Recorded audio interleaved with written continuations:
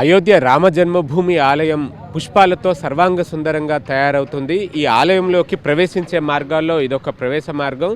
ప్రధానమంత్రి నరేంద్ర మోదీ నుంచి మొదలు పెడితే వీవీఐపీలందరూ కూడా ఈ మార్గం నుంచే ఆలయం లోపలికి ప్రవేశిస్తారు. అందుకనే ఈ మార్గాన్ని ఎంత సర్వాంగ సుందరంగా పుష్పాలతో తీర్చిదిద్దుతున్నారో చూస్తున్నాం. ఈ పుష్పాలంకరణ జరుగుతున్న ఈరోజే రామ మందిరంలో రాముల వారి విగ్రహానికి పుష్పాదివాసం కూడా ఉంది. అంటే ఆయన్ను పుష్పాల్లో ఉంచుతారు.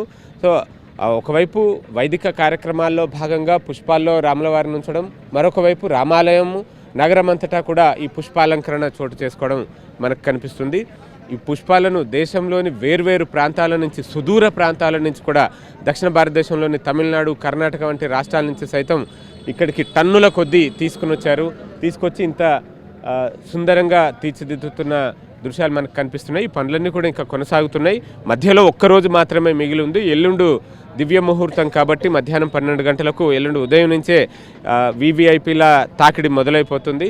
సో దాన్ని దృష్టిలో పెట్టుకుని అన్ని మార్గాలను, అన్ని ప్రాంతాలను కూడా పూర్తి స్థాయిలో ఇక్కడ సిద్ధం చేస్తున్న దృశ్యాలు మనకి ఇక్కడ కనిపిస్తున్నాయి. అలాగే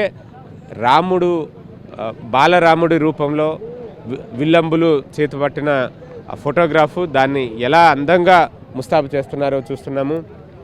ఇంకా at the same time security arrangements గురించి కూడా మనం ఒకసారి చెప్పుకోవాలి. ఇక్కడ చూస్తుంటే ఈ ప్రధానమంత్రి నరేంద్ర మోదీ వచ్చే మార్గం ఇది కాబట్టి దాన్ని దృష్టిలో పెట్టుకుని ఈ యాంటీ సాబిటైజ్ చెకింగ్ అన్నది చేస్తున్నారు. దానికి తగ్గట్టుగా మెటల్ డిటెక్టర్లు, అలాగే బాంబ్ స్క్వాడు, డాగ్ స్క్వాడు వీరంతా కూడా తమ విధుల్లో పాల్పంచుకుంటున్నారు. అలాగే ఈ ఏరియాని కంప్లీట్గా హై సెక్యూరిటీ జోన్గా ప్రకటించారు. మనం ఒకసారి ఇటువైపు బోర్డు కూడా చూడొచ్చు, నో డ్రోన్ జోన్.